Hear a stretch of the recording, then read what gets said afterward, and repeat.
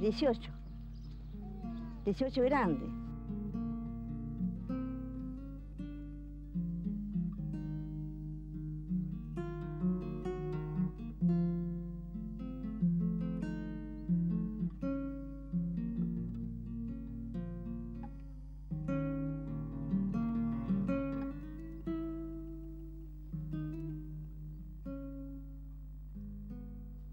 Ici, tu vois, il n'y a pas assez d'argent pour faire la cuisine à la maison, alors on se rassemble à plusieurs familles.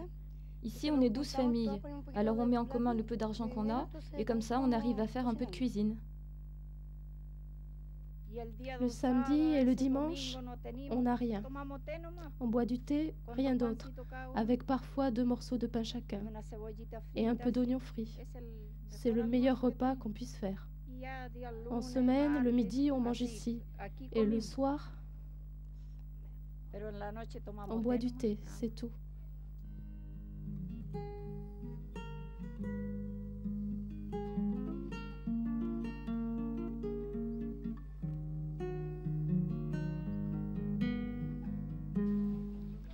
Je m'appelle Oscar.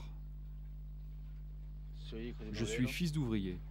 Le 8e d'une famille de 15 enfants. J'ai grandi sans mes parents. Petit à petit, je suis devenu alcoolique. Et cet alcoolisme m'a tout fait perdre de moi. Surtout ma dignité d'homme. J'ai touché le fond, là où il n'y a plus ni espérance, ni foi, ni joie, ni plus rien en moi. Je me suis habitué à cette vie. J'étais alcoolique et j'allais mourir alcoolique. J'ai été méprisé par les autres, complètement humilié. J'ai beaucoup souffert, et ma famille aussi, à cause de ce que l'alcool m'a fait faire.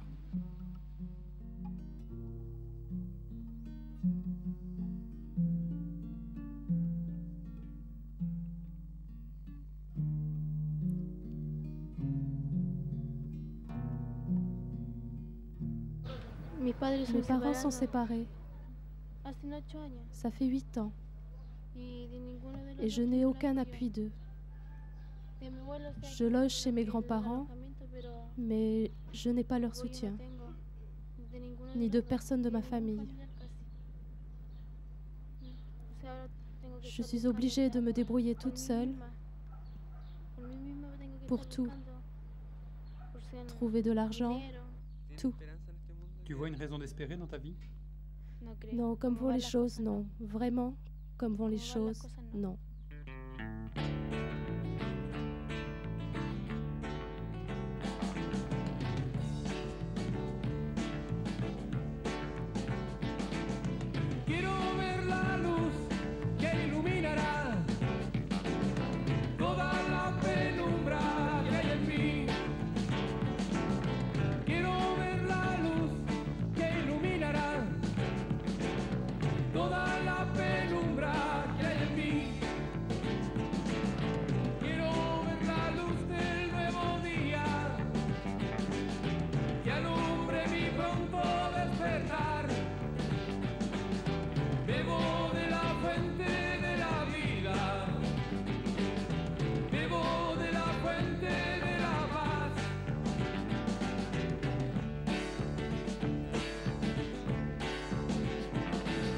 O la de la risa o olvida problemas. Mira si es práctico, mira. ¿Y tú desde qué edad que fumáis? 3 años ya llevo fumando. ¿Y tú, chico? 2 años. ¿Y por qué fumáis? Una volada. Cabrón chico videando. ¿Y a ti te da lo mismo que este chico fuma? Me da lo mismo con tal de no matarme yo. Me preocupo más de mí y no me importa los demás. No me importa la vida de los demás. La marihuana, la chicota, todo eso. El neoplen, sobre todo.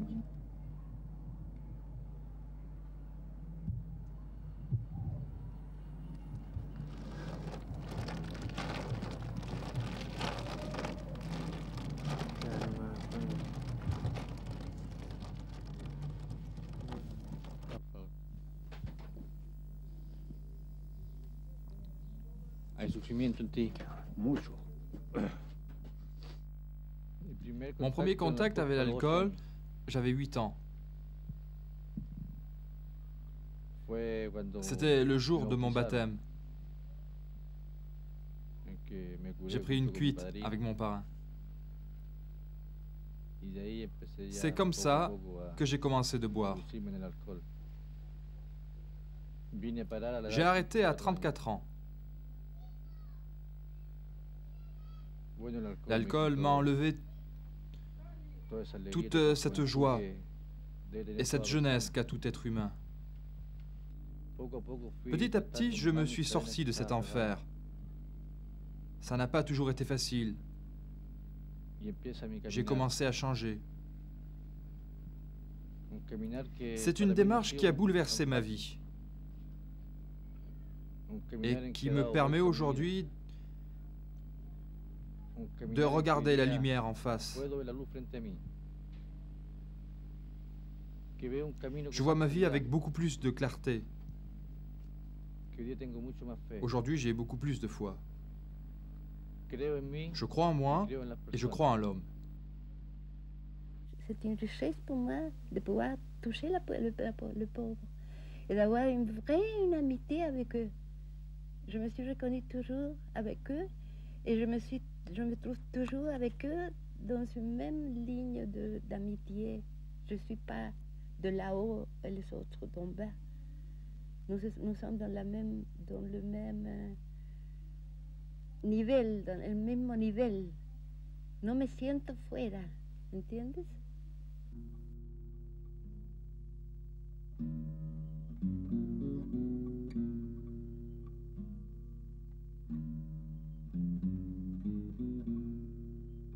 Moi, je pense que lorsqu'on touche l'homme, vous le mettez de pied.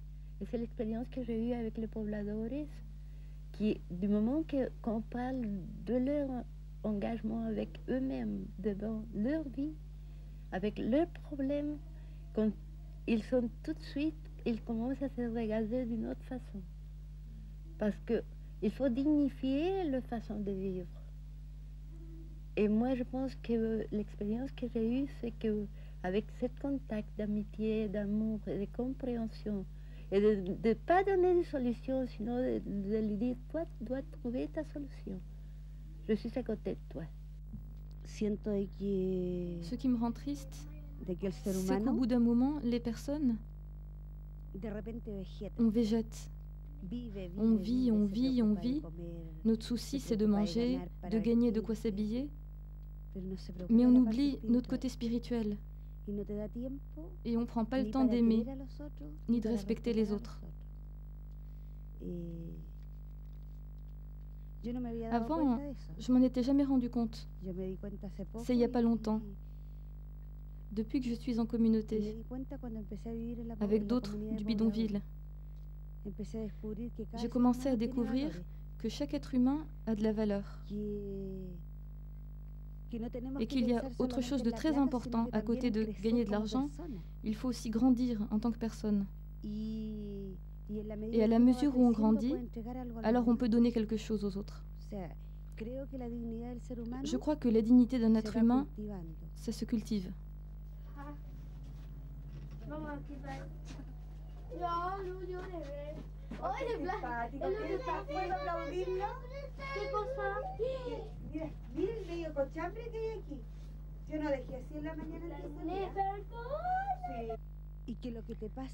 Et ce qui m'arrive à moi ou ce qui arrive à mes voisins, je me rends compte que c'est mon affaire. On ne peut pas faire autrement. Il faut accepter qu'on a à donner et à recevoir. Et que tous les jours, je peux changer sur une petite chose. Tout ce que j'ai pu faire comme erreur, je peux m'en corriger. Ça m'apprend à m'améliorer. Et je découvre aussi que le fait de me sentir inférieure, de me dire « Merde, tout ce qu'il a, lui, et moi j'ai rien », en fait, c'est de la jalousie. Quand je vois tous ces gens qui ont des enfants, qui peuvent leur offrir plein de choses, des jouets, des chaussures, moi je ne peux pas offrir tout ça à mes enfants. Mais je découvre en même temps que d'un autre côté, nous, on a d'autres valeurs qui nous permettent d'apprécier les petites choses. Je crois que je saurais mieux profiter des petites choses. Je donnerai plus de valeur au petit bout de laine que je trouve, tu vois, qu'un riche. Parce qu'en plus, lui, l'odeur, ça va peut-être le gêner. Mais eux, c'est vrai, ils ont plus d'éducation, plein de choses que nous, on ne pourra jamais recevoir. Parce que c'est vrai, il y a des choses, tu vois. On ne s'exprime pas pareil.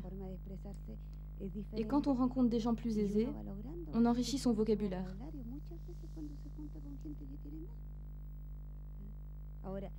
Mais je sens que nous, les pauvres, on a une richesse, c'est la solidarité. Et ça, vraiment, je crois que je peux dire que les riches ne l'ont pas. Ou alors s'ils l'ont, ils s'en servent pas. Moi, tu vois, si un jour j'ai plus de paraffine ou plus de petits bois pour faire chauffer l'eau, eh bien, tu vois, je vais chez ma voisine et j'ai pas honte de lui demander. S'il te plaît, je peux faire chauffer mon eau chez toi? Et ça, je sais que chez les riches, ça se fait pas.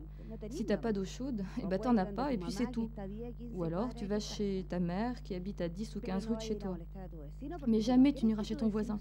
Tu voudras pas le déranger parce que tu voudras surtout pas qu'il sache que t'as plus de gaz.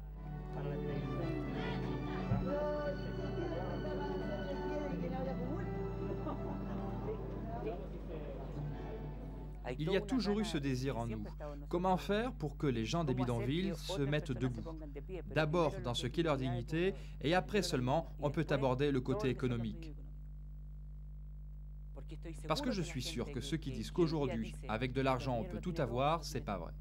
Il leur manque toute une dimension qui ne peut vivre qu'ensemble et qu'on ne peut pas vivre seul. Je ne peux pas croire à l'avenir seulement des riches d'un côté et des pauvres de l'autre. Je crois que c'est ensemble qu'on trouvera une issue. Et il n'y a pas d'autre issue. Santiago, le Chili, le monde, ce sera ensemble ou pas.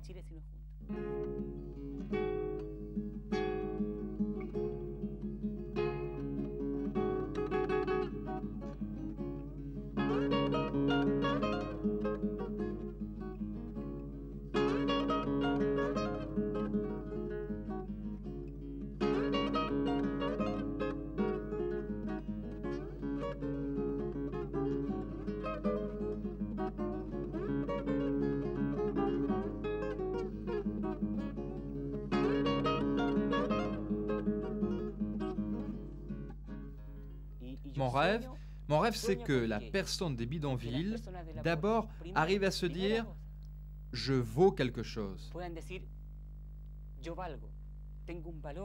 J'ai une valeur par le fait même de vivre, de faire partie de la création, j'ai une valeur inestimable.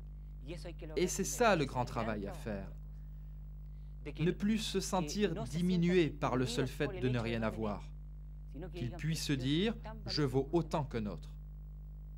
Quand je dis à une personne, regarde, si on ouvre le ventre de quelqu'un des quartiers riches et de quelqu'un des quartiers pauvres, c'est pareil.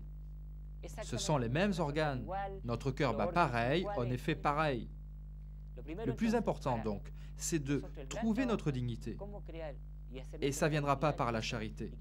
Les gens des quartiers riches peuvent venir avec des colis et des colis. Ça fera qu'engendrer la dépendance. Non, en premier, le plus urgent, c'est que chacun se mette debout et découvre sa dignité d'être humain.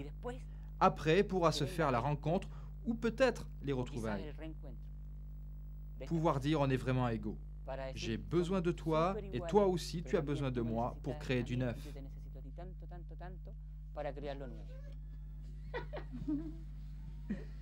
Yeah.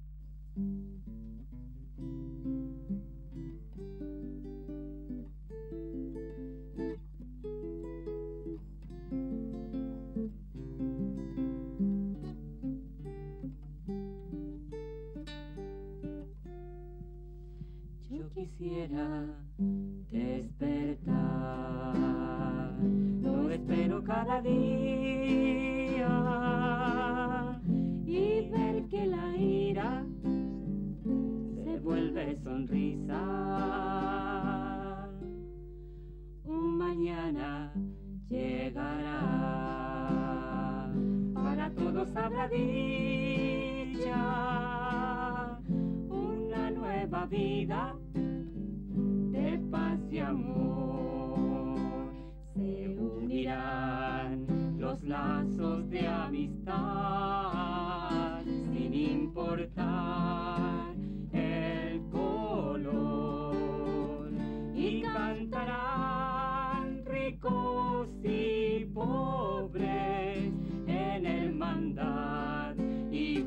cual canción nos unirán los lazos de amistad.